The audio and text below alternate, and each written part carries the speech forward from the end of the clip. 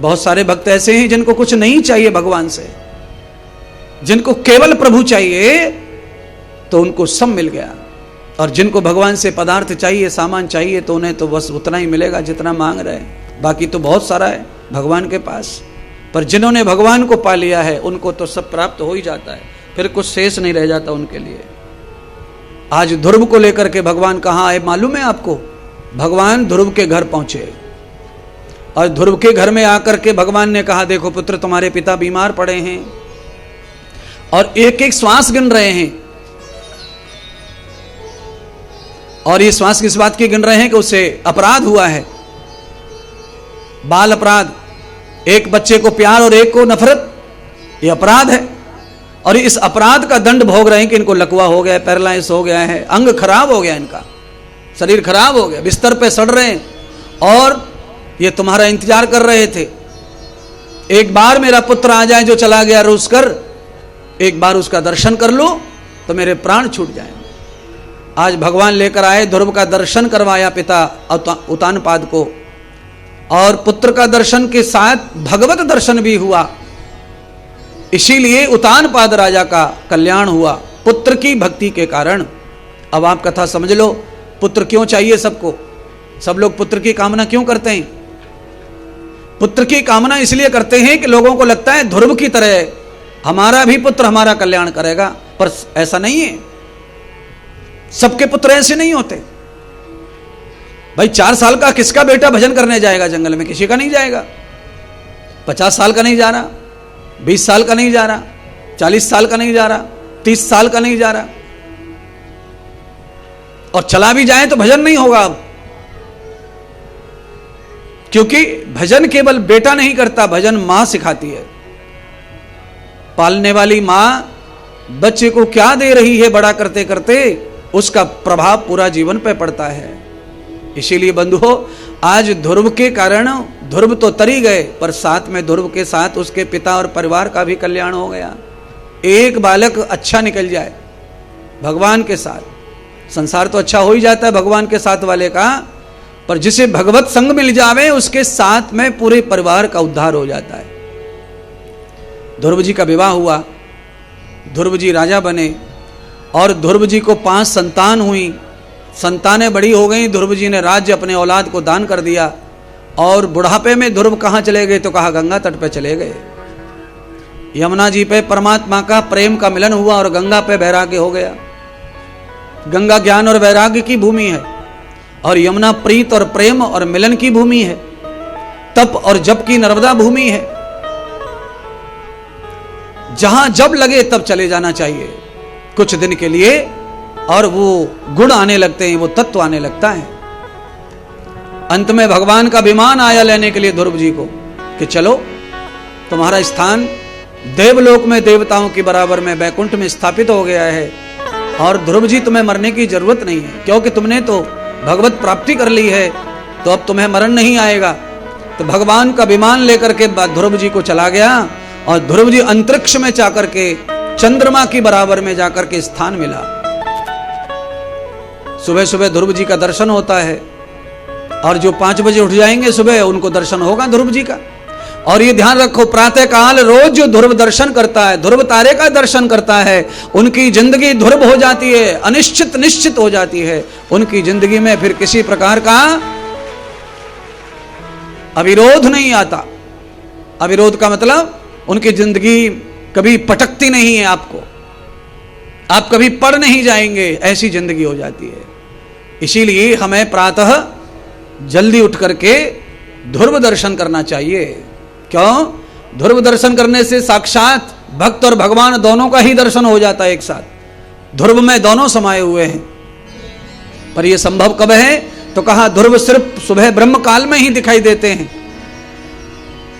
प्राचीन काल में तो रात्रि में विवाह होते थे, तो ध्रुव दर्शन कराया जाता दूल्हा दुल्हन को, और ध्रुव जी का दर्शन कराने के बाद में दूल्हा दुल्हन को वस्त्र बदल करके फिर विदा किया जाता था। जाओ बेटी ससुराल, अब तुम्हारा जीवन ध्रुव हो गया, निश्चय हो गया, अब तुम्हारे जीवन में कोई खटका नहीं पड़ेगा, तुम्हारा जीवन बिना अविरोध का हो गया। इतना प्रभाव है ध्रुव तारे का। पर अब इन चीजों को कैसे समझें? तो कहा समझने के लिए कथा है, ये भगवान का पहला गुण है। देख लो भगवान का गुण कैसा है। एक बालक को ही अपने जैसा गुण दे दिया, अपनी जैसे पुजवा दिया बालक को। वो बालक ध्रुव जो है, जिसका बचपन इतना दुख में गया, वो बालक आज चंद्रमा की बराबर बैठ के चंद्र देवता की तरह पूज रहा है। चंद्र देवता का दर्शन कोई करता कि नहीं, पर ध्रुव दर्शन का बड़ा नियम है। चंद्रमा का दर्शन करने वाले करोड़ों हैं दुनिया में। बहुत सारी माताएं करती हैं, व्रत करती हैं, उपवास करती हैं, चंद्र दर्शन करती हैं। इस्लाम धर्म में भी चंद्रमा की पूजा होती है, वहां भी मान्यता है। सब जगह ये सब चलता है। अलग अलग जगह पर अलग अलग मान्यता से देवता पूजे जा रहे हैं सृष्टि के, कोई बात नहीं है, सब अपना अपना पूज रहे हैं, पूजे। पर आप यहां देखिए कि एक ध्रुव की कथा मैंने आज सुनाई आपको, इसलिए क्योंकि आपके मन में अपने बालक को भी ध्रुव बनाने का निश्चय होना चाहिए। आपको भी पता चले कि ध्रुव का क्या लाभ है। बालक को भजन बनाने वाला, बालक को भगवान से जोड़ने वाला माता पिता क्या लाभ पाएगा, तो वो लाभ है ये। बाप तर गया, मां तर गई, कुल तर गया और ध्रुव देवता बन गए। मानव के बाद में तो अगर प्रमोशन होगा तो देवता बनना ही प्रमोशन है। ये शरीर जो है बीच वाला शरीर है मानव का। अगर थोड़े गिरे तो राक्षस और थोड़े उठे तो देवता, और दोनों के सेंटर में तो मानव। तो अब आपको ज्यादा देर नहीं है ऊपर उठने में और देवता बनने में। थोड़ा थोड़ा बदलना है, थोड़ा थोड़ा सुधरना है। तेरी बिगड़ी बना देगी चरण रज राधा प्यारी की। तेरी बिगड़ी बना देगी चरण रज राधा प्यारी की। तेरी बिगड़ी बना देगी चरण रज राधा प्यारी की। तू बस एक बार श्रद्धा से लगा कर देख मस्तक पर, लगा कर देख मस्तक पर, लगा कर देख मस्तक पर।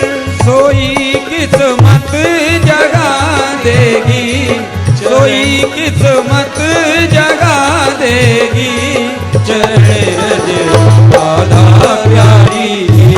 मेरी बिगड़ी बना देगी चरण रज राधा प्यारी की।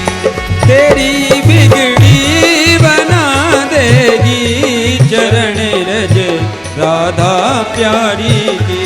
तेरी बिगड़ी बना देगी चरण रज राधा प्यारी। बोलिए राधा रानी सरकार की।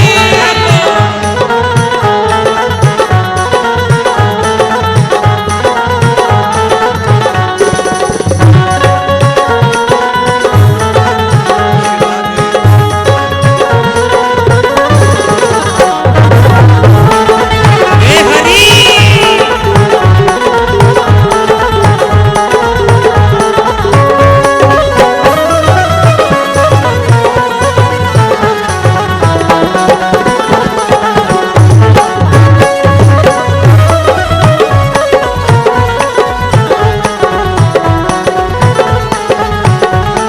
दुखों के गोरे बादल हों या लाखों आंधियां आए, या लाखों आंधियां आए, या लाखों आंधियां आए।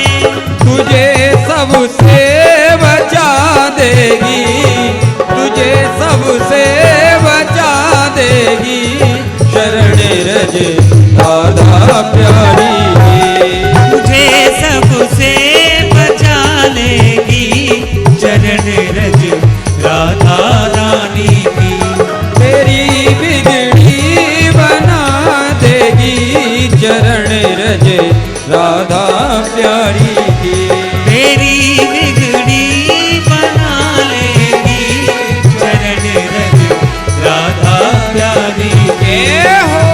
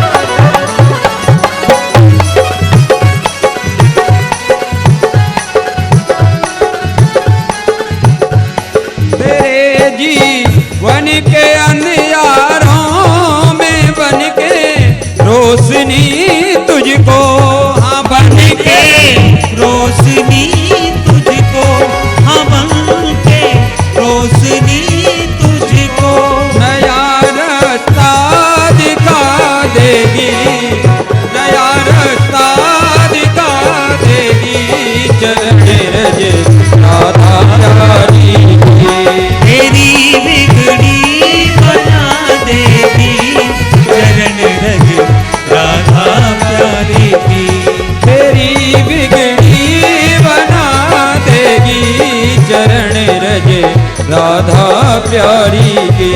तेरी बिगड़ी बना देगी चरण रज राधा रानी के।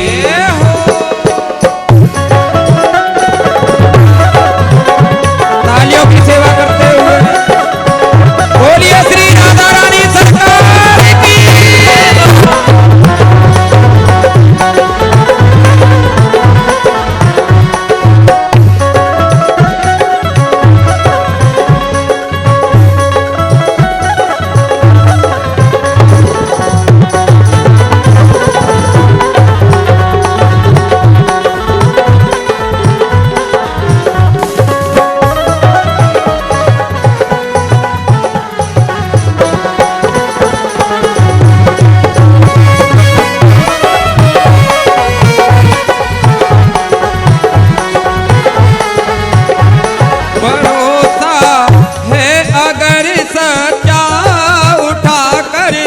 पर्स से तुझको उठाकर पर्स से तुझको उठाकर पर्स से तुझको भरोसा है अगर सच्चा उठाकर पर्स से तुझको उठाकर पर्स से तुझको उठाकर पर्स से तुझको ये अरसों पे बिठा देगी, ये अरसों पे बिठा देगी चरण रज राधा प्यारी की।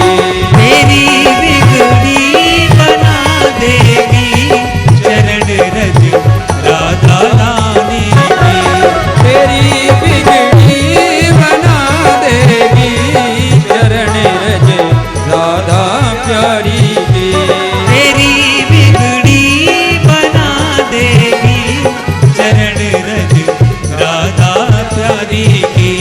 तेरी बिगड़ी बना देगी चरण रज राधा प्यारी की। चरण रज राधा प्यारी की। चरण रज राधा प्यारी की। चरण रज राधा प्यारी की। चरण रज राधा प्यारी की। चरण रज राधा श्यामा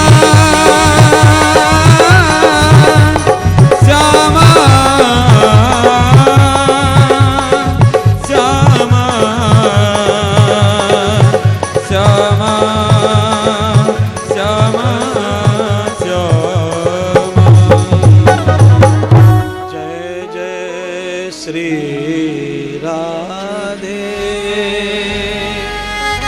जय जय श्री राधे, जय जय श्री राधे।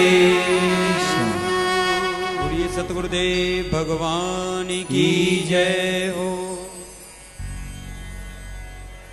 भगवान सुखदेव जी ने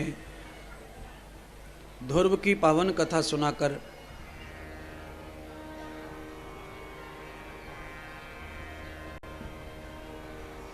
भगवान की लीलाओं का और भगवान के गुणों का व्याख्यान किया। हे राजा चक्रवर्ती सम्राट परीक्षित, कैसे गुण हैं भगवान के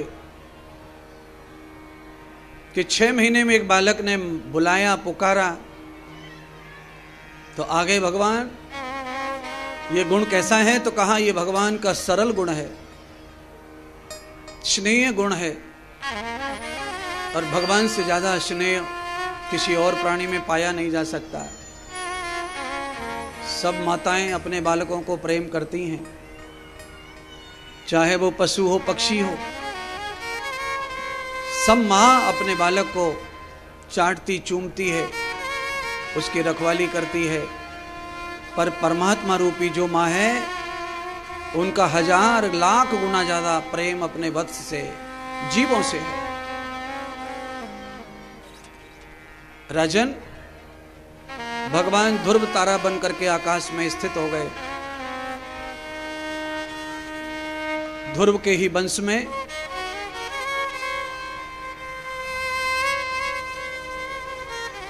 ययाति, और ययाति के वंश में पृथु, और पृथु के वंश में भरत का अवतरण हुआ। जिस राजा के कारण इस देश का नाम भारत पड़ा वो भारत, और जिस राजा ने पृथु के रूप में धरती को उपजाऊ बनाया, जिस राजा ने एग्रीकल्चर को बढ़ाया, सारी चीज धरती पर पैदा की, वो राजा पृथु, जिनके कारण धरती का नाम पृथ्वी पड़ा। जिन्होंने पृथ्वी का आविष्कार किया, क्या क्या पैदा कर सकती है धरती। तो जो कामना राजा करते थे, गाय का दूध जहां भी धार मार देते कल्पना करके, वही चीज पैदा हो जाती थी। ऐसे महाराज, ऐसे तपस्वी राजा पैदा हुए। जड़ भरत की कथा सुनी तो कहा वियते संसंविधान पूर्वम। प्रारब्ध आदमी का कहां कहां ले जाता है। राजा भरत लंबे समय तक राज्य करते रहे, और राज्य करने के बाद में प्राचीन काल के राजा राज्य को त्याग देते थे। राजा भरत ने भी राज्य को त्याग दिया और जंगल में तपस्या करने चले गए। राजा भरत की तपस्या पूरी हो गई, भगवान का साक्षात्कार भी हो गया। एक समय राजा भरत नदी के किनारे भजन कर रहे थे। तभी राजा भरत ने देखा कि एक हिरणी पानी पीने आई है नदी में, और उसके पेट में बालक है। जैसे ही नदी में पानी पीने गई, तत्काल मगर ने झपट्टा मारा। हिरणी घबरा गई, डर गई, और डर के मारे उसका बालक जो है पैदा हो गया। अब बालक पैदा हो गया, राजा ये सब देख रहे थे। हिरणी मर गई और बालक हिरणी का जो था वो पानी में डूब रहा था। अब राजा सोच रहे हैं कि इसके प्राण बचाना है तो मेरा मोह बढ़ जाएगा और भजन में बाधा पड़ेगी, और भजन करना है तो इसके प्राण जाएंगे तो दुनिया कहेगी देखो इसका भजन किस काम का, ये जीव रक्षा नहीं कर रहा है। सामने अबोध बालक के प्राण जा रहे हैं और ये भजन में लगा है, इसका भगवान कैसे भजन स्वीकार करेगा। ये राजा बड़ा कठोर है। और इस बालक को बचाने जाऊंगा तो दुनिया फिर भी कहेगी देखो राजा भजन छोड़ के, भगवान को छोड़ के कहां पशु पक्षियों के पीछे पड़ गया। क्या करें क्या ना करें। तो राजा का मन निश्चय करके ये बोला कि बचाना ही चाहिए बालक। अब हिरण के बच्चे को राजा ने बचा लिया, भजन छोड़ दिया। अब राजा ने बचा तो लिया बालक को, अब इसको पालन कौन करेगा, मां तो मर गई। अब इस बालक को पालने के लिए राजा उसके लिए इधर उधर घूमे, दूध की व्यवस्था करे। बालक दूध पीने लग गया, फिर घास वास चरने लग गया। अंत में यह हुआ कि उस बालक की संरचना करते करते राजा का भजन पूरी तरह छूट गया। और केवल उस राजा का भजन छूट गया, बालक के चक्कर में ऐसा नहीं है। संसार के प्रत्येक माता पिता का भजन छूट रहा है बालक के चलते। छोटा बालक घर में हो तो भजन पूजा होना बहुत कठिन है। उसकी सारा समारी में ही मां का सारा समय चला जाता है। भगवान में चित्त नहीं रह जाता, भजन में चित्त नहीं रह जाता, क्योंकि वो मोह और बालक की जरूरतें भजन होने नहीं देती। अंत में भगवान सुखदेव कहते हैं राजा भरत भगवान को भूल गए धीरे धीरे, और उस हिरण में मोह हो गया। महाराज हिरण में मोह बहुत लोगों का हो गया है। बहुत लोगों का मोह बिल्लियों में हो गया, कुत्तों में हो गया। कितने लोग हैं जो बिल्ली पाल रहे हैं, कोई कुत्ते पाल रहे हैं, और इतना अधिक मोह हो चुका है कि दुनिया छूट जाए पर पिल्ला कुत्ता बिल्ली ना छूटे, इतना मोह हो जाता है। तो राजा का भी हो गया हिरण में, क्योंकि हिरण बहुत सात्विक और पवित्र जीव है। हिरण उल्टा पुल्टा नहीं खाता, और हिरण सब कुछ भी नहीं खाता। हिरण जो है ध्रुवा घास की पत्तियां खाता है, इतना कोमल होता है हिरण। राजा ने पाला, मोह हो गया, राजा भजन भूल गए राजा। अच्छा, स्वभाव तो जानवर नहीं छोड़ता अपना। एक दिन राजा उसको खिला पिलाकर बैठे थे, अचानक से हिरणों का झुंड आया, और जैसे ही उसने अपने हिरण देखे तो उन हिरणों के झुंड में राजा भरत का पालतू हिरण जो है वो भी मिल गया और वो हिरणों के साथ में ही चला गया। अब राजा को पता चला कि बच्चा कहाँ खो गया, तो राजा अब हिरण को ढूंढने लगे। यत्र तत्र तयादर्शम, कहीं हिरण नहीं दिखा तो राजा बिल्लाप करने लगे, रोने लगे। राजा को पुत्रवत मोह हो गया था, राजा रोने लगे। अब क्या करें, तो राजा ने खाना पीना छोड़ दिया। और राजा ने खाना पीना छोड़ दिया, हिरण मिला ही नहीं। कई दिन निकल गए तो भगवान सुखदेव जी ने कहा कि एक दिन राजा भरत का जन्म समाप्त हो गया, हिरण के ही याद में राजा भी मर गए। तो परीक्षित ने पूछा फिर वो राजा का क्या हुआ मरने के बाद, तो कहा अंतमति गति त्वयाः, अंतिम समय मरते समय राजा की मति चित्त जिसमें था राजा को वही जन्म प्राप्त हो गया, हिरण बन गया राजा, हिरण। अब पक्षी, जानवर, पशु हमारा और आपका ही जीवन है, हम ही लोग बनते हैं, उसमें से फिर मनुष्य बनते हैं, फिर वही बनते हैं, फिर मनुष्य बनते हैं। जैसा कर्म वैसा शरीर, या जैसी लगाव मरते समय, जैसा चिंतन वैसा शरीर। कर्म के आधार पर भी शरीर मिलता है और अंतिम समय तुम्हारी चित्त किस में लगा है, मन किस में लगा है, मरते समय आपका ध्यान कहाँ है, आप उधर ही जाएंगे मर के शरीर में। बाद में आपके कर्म का फल बाद में मिलेगा, पर आपके अंतिम समय की जो मति है वो आपको गति देती है। इसीलिए महात्मा व्यासपीठ से आपको समझा रहे हैं, सुखदेव जी कहते हैं, हे राजा परीक्षित, अंतिम समय अगर मति भगवान में किसी की है तो उसे भगवत चरण ही प्राप्त होंगे, चाहे वो कितना भी पापी क्यों ना हो। अच्छा बोलो, रावण से ज्यादा पापी कौन होगा, कंस से ज्यादा पापी कौन होगा? रावण और कंस ये दोनों को परमात्मा के चरण प्राप्त हो गए, गति प्राप्त हो गई, क्योंकि पूरी जिंदगी भगवान के दुश्मन, भगवान के विरोधी, पर अंतिम समय मृत्यु का समय भगवान में चित्त लग गया, पल भर का चित्त भगवान में लगा। प्राण छोड़ते समय तो भगवान ने उसको स्वीकार कर लिया। और भी जन्म हुए इनके, कंस के, रावण के, और बहुत सारे जन्म हुए, पर इस जन्म में तो भगवान के मति के कारण गति हो गई रावण की। तो आप सबको भी मैं कह रहा हूं, हम और आप सबको, किसी को तो पता नहीं है कब श्वास रुकेंगी और कब श्वास आएगी और कब जाएगी। चल रही है जब तक चल रही है, कितना भी अभिमान कर लो, घमंड कर लो, बुराई कर लो, अच्छाई कर लो, जो करना है कर लो, श्वासें चल रही हैं, अपनी मर्जी से चल रही हैं। वो उनकी मर्जी समाप्त हो जाएगी तो दुनिया का कोई भी आदमी नहीं है एक श्वास लाने वाला, छोड़ने वाला। सारा श्वासों का खेल समाप्त हो जाता है। राजा भरत हिरण बन गए, अंतिम समय हिरण के बच्चे में मोह हो गया राजा का, उसी की याद में मर गए राजा, तो हिरण बन के आए।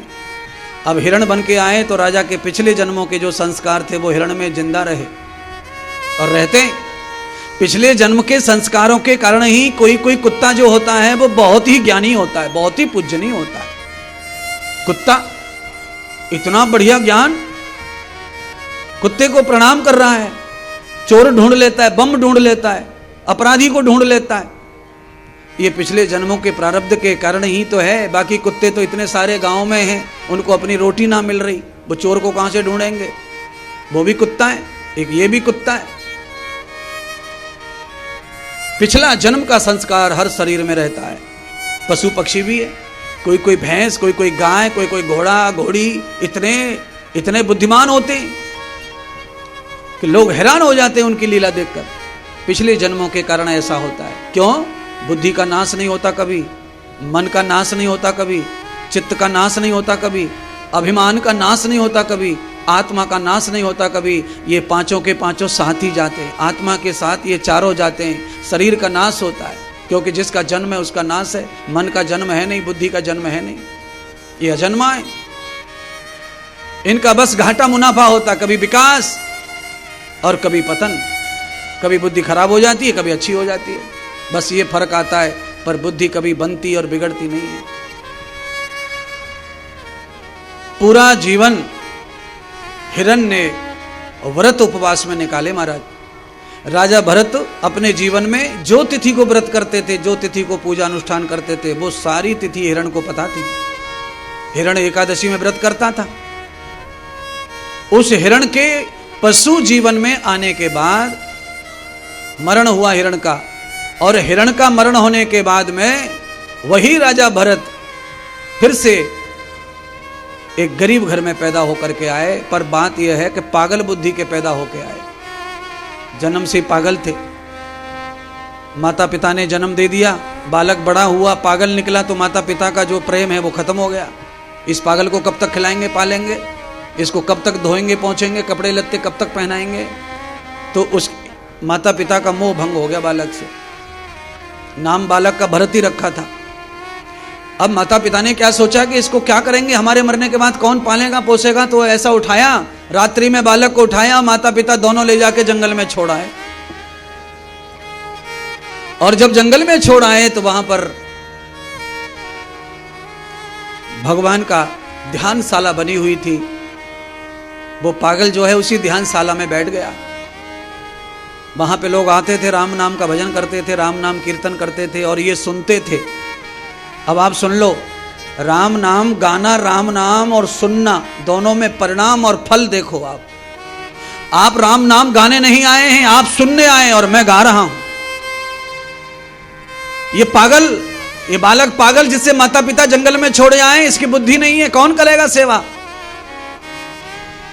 वहां रोज कीर्तन होता था राम नाम का। उस राम नाम के कीर्तन में ये बालक मोहित हो गया। और दरअसल में सुनो, ये बालक जन्म से पागल नहीं था, ये बालक पागल होने का नाटक कर रहा था। क्योंकि इस बालक को स्मृति थी अपने 3 जन्मों की। मैं पिछले जन्म में राजा था, फिर हिरण बना और फिर मैं ये बना। इसीलिए अगर मैं बुद्धिमान बचपन से रहूंगा तो मुझे संसार में ही घसीटा जाएगा। बालक जितना बुद्धिमान होता है उसे उतना ही संसार की तरफ घसीटा जाता है। बालक बड़ा टैलेंटेड है, बड़ा बुद्धिमान है, इसका बड़े हॉस्पिटल में, बड़े किसी स्कूल में एडमिशन कराओ, इसे बड़ी डिग्री दिलवाओ, बड़ी नौकरी दिलवाओ, बस फंस गया। ये संसार में ही घुटेगा, उसी में काम करेगा, वही रह जाएगा। पागल बालक हो जाए तो पागल पे ज्यादा कोई फोकस नहीं करता, ज्यादा ध्यान नहीं देते। तो ये बालक पागल होने का नाटक कर रहा था। मति न हो ऐसा समझ के माता पिता ने त्याग दिया। तो मेरा जन्म 2 बार विफल हो गया, इस बार मैं अपने जन्म को सफल करूंगा, क्योंकि मुझे कोई पसंद नहीं करता। और बड़ी अच्छी बात है, भगवान का भजन करना हो तो कोई पसंद ना करे अपने को, वही अच्छा है। अपन सबकी नापसंद हो जाए तो अपना मोह नहीं रहेगा संसार में। और संसार में जब मोह नहीं रहेगा तो भजन करने में बड़ी साधना होगी, भजन बड़ा सरल हो जाएगा। फिर जब कोई अपने को चाहता ही नहीं दुनिया में तो फिर हम कहाँ जाएंगे, किससे मिलेंगे, किससे बोलेंगे। तो भाई इससे अच्छा है कि राम नाम चलते रहे और वही राम नाम तार देगा।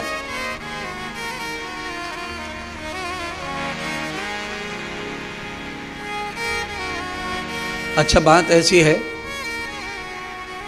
कि सब लोगों को आवाज सुनाई पड़ रही है पूरे पंडाल में। पीछे वालों आवाज आ रही है आपको? पीछे, सबसे पीछे आवाज आ रही है क्या? हाथ ऊपर करिए जरा, आ रही है तो? आ रही है, आ रही है। ये हाथ ऊपर जो किए हैं ये कभी कभी जो है आगे जैसे बजती हैं तालियां, तो पीछे वाले भी जोड़ दिया करो तालियों को साथ में, जिससे अच्छी सी गनगनाहट हो। कोई आया हो, आए बुलाए तो वो इधर उधर चली जावे। हाँ, रात के अंधेरे में लाइट चली जाए और आपको अचानक कूड़े करकट में जाना पड़े तो आप तालियां बजा के जाते हैं। वहां तालियां बजाने से बिच्छू हट जाता है, सांप हट जाता है। तो तालियां बजाने से लाभ होता है, वाइब्रेशन चेंज होते हैं, वायुमंडल चेंज होता है और विषैली जीव जंतु इधर उधर हो जाते हैं। और सर्वत्र आभा मंडल तो अच्छा चाहिए। अगर आपके अगल बगल का माहौल अच्छा है तो आपकी बुद्धि अच्छे विचार पैदा करती है, अच्छी सोचती है, अच्छा चिंतन करती है। और आपके अगल बगल का माहौल खराब हो जाए तो बुद्धि चिंतन बंधन करना भूल जाती है। आदृष्टवा त्वया बुद्धिमता त्वया मनस्रतम च। और माहौल अच्छा हो तो बुद्धि बड़े रस गीत पैदा करती है, मंत्र पैदा करती है और रस पैदा करती है। सबको मन मोहने वाला विचार निकलता है वाणी से। सदगुरु सुखदेव जी कहते हैं, राजन, जड़ भरत उसी मंदिर में कीर्तनशाला में कीर्तन सुनते सुनते ही राम जी को प्राप्त हो गए, उनका जीवन सफल हो गया। अब सुनो, आपसे भजन ना हो तो ना हो, कोई फर्क नहीं पड़ता, पर भजन सुनने की आदत तो डालो, कम से कम राम नाम सुनने की आदत तो डालो, उसमें हलचल नहीं होनी चाहिए। हमसे होता नहीं है, पर सुनो तो सुनेंगे तो क्या होगा। राम जी सबरी माता को भक्ति प्रदान कर रहे हैं 9 प्रकार की। तो 9 प्रकार की भक्ति में सबरी ने पहली भक्ति पूछी, महाराज पहली भक्ति क्या है? तो कहा पहली भक्ति यही है, किसी संत महापुरुष का संग करो, उनके साथ बैठो, उनके साथ बोलो, उनकी बात मानो और हो गई भक्ति। ये मेरी भक्ति है। संत का संग मिल गया, संत का प्रेम मिल गया तो ये मेरी भक्ति हो गई। आधासम प्रवास मूलम च प्रथम भगति संतन कर संगा। तो ये मेरा एक काम हो गया। भगवान की भक्ति बड़ी सरल है महाराज, तरीके तरीके अलग हैं बस, और कुछ बात नहीं है। सरलता तो भगवान की भक्ति में भरपूर है, पर भगवान की एकाध भक्ति का जो लाइन है, पथ है, मार्ग है, वो कठिन भी है। संतों का संग इतना सरल नहीं है, बड़ी सेवा है संत की। और संत की सेवा पूरी हो जाए हमारे जीवन में, राम भजन हो गया। अच्छा, संत की सेवा भी ना हो तो महाराज क्या करें फिर? तो कहा दूसर भगति मम कथा प्रसंगा। तो फिर मेरी कथा का प्रसंग सुनो। जो प्राणी मेरी कथा सुनता है, मेरे चरित्र का वर्णन सुनता है, वो भी मेरी भक्ति ही कर रहा है। इसीलिए ये हजारों लोग जो बैठे पंडाल में, ये सब भगवान के भक्ति कर रहे हैं। एकाग्र बैठकर घर छोड़कर आए हैं, बाल बच्चे गोपाल काम धाम बिस्तर है। अच्छा बोलो, ज्यादातर इस समय हम लोग क्या कर रहे होते? ज्यादातर हम लोग सो रहे होते और क्या कर रहे होते? खा के पी के अभी दोपहर में क्या काम है अपने पास? सब घर गृहस्थ में, गांव में रहते हैं, खेती बाड़ी वाले लोग हैं ज्यादातर। खेती में कोई दूर दूर तक काम नहीं दिख रहा मुझे तो कहीं भी, सब खेती ऐसे ही पड़ी है। तो अपने पास काम क्या रह जाता? केवल दरिद्रता, प्रमाद। राहु को खोपड़ी में बिठाकर बिस्तर में पड़े रहते और कोई काम ना होता। तो आज आकर के अपन यहाँ 4 घंटे बैठते हैं बिना पानी बिना उसके, तो ये क्या है? ये साधना हो रही है, भगवान का भजन हो रहा है। श्रवण कान में जावे, भगवान का भजन चाहे मुंह से निकले, दोनों एक ही फल है। इधर से घुसे इधर से निकले, सेम फल। जीवा से गालो चाहे कानों से सुन लो।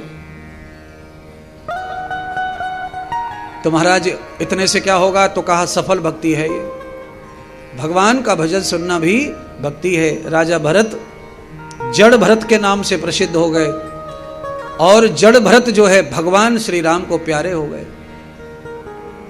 जड़ भरत कौन थे आपको फिर बताएं? उनको सब लोग पागल कहते थे, पागल पागल पागल पागल है। और सुनिए, केवल उनको कोई कहते थे ऐसा नहीं है। इस धरती पर जो भी सच्चा भक्त दुनिया में पैदा हुआ है, उसको आदि दुनिया ने पागल ही कहा है। ये पागल हो गए देखो, पागल हो गए देखो, उसके पीछे भाग रहे, पागल हो गए देखो, उस बाबा के पीछे भाग रहे, पागल हो गए देखो, ये उसके पीछे पड़ गए, पागल हो गए। सब दुनिया पागल बोलती है। भक्ति करोगे ज्यादा तो पागल, और आप खाली थोड़ा थोड़ा 2 मिनट 4 मिनट का भजन करो, बाकी दिन भर पाप करो, तो आदमी आपको कहेंगे भाई बढ़िया उन्नति कर रहा है, बड़ा काम कर रहा है, बड़ा व्यापार कर रहा है, बड़ा ठिकाना कर रहा है, बड़ा फलाना कर रहा है। और आप ज्यादा भक्त हो जाएं तो बड़ा मुश्किल है।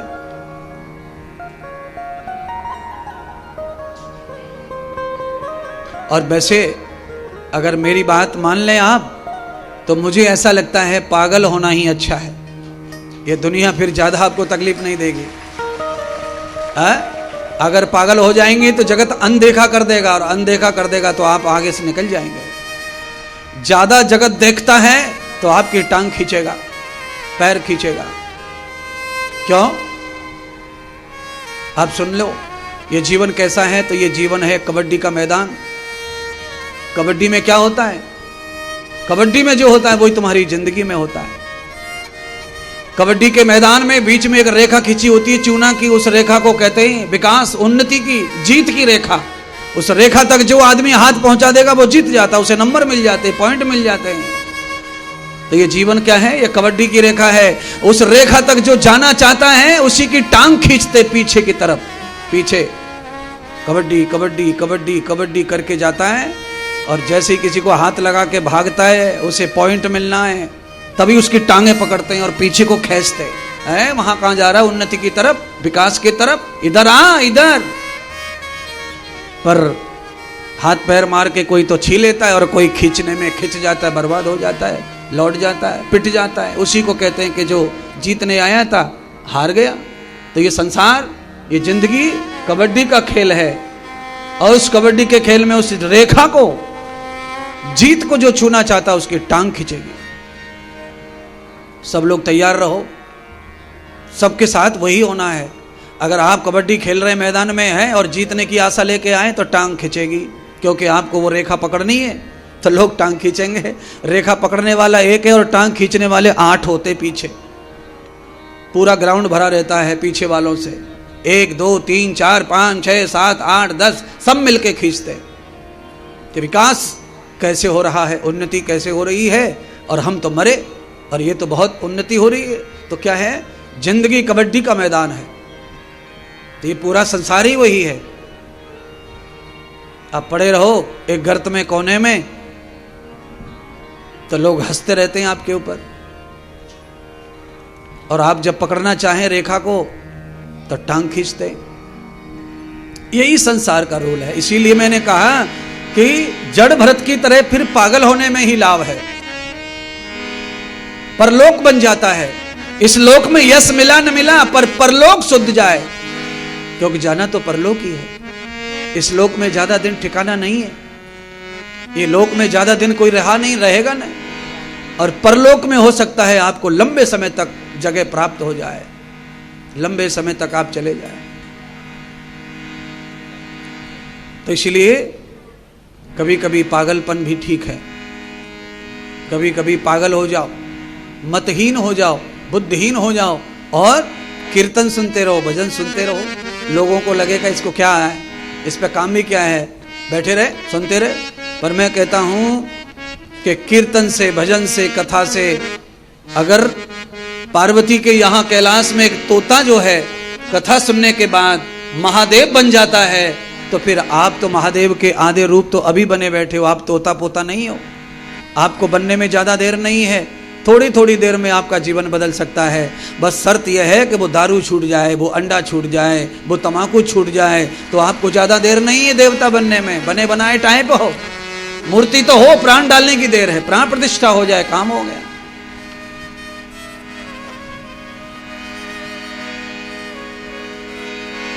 दिल में तू राम नाम की जरा ज्योति जला के दे। श्री राधे। आएगा आएगा आएगा मेरा सांवरा, तू दिल से बुला के दे।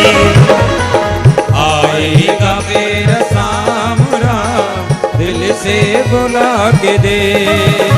वो दिल में तू राम नाम की, दिल में तू राम नाम की, वो दिल में तू राम नाम की, दिल में तू राम नाम की, वो जरा ज्योति जला के दे।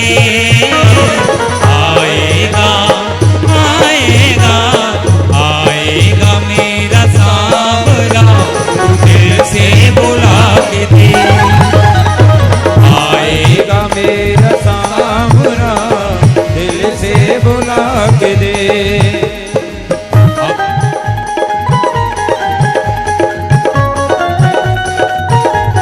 तालियों से सेवा करते हुए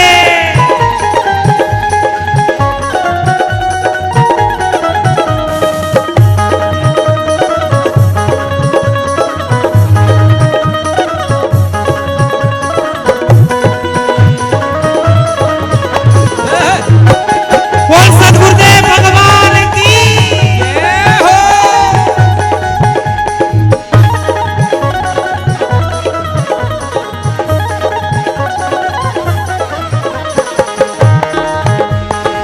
हे हरि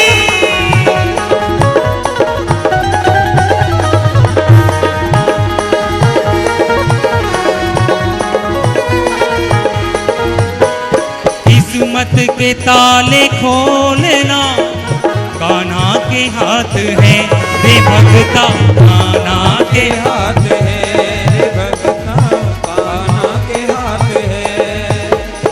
एक तेरे कष्ट में देना पल भर की बात है रे भगता, पल भर की बात है रे भगता, पल भर की बात है। किस्मत के ताले खोलेगा, किस्मत के ताले खोलेगा, हो किस्मत के ताले खोलेगा, जरा ताली बजा के दे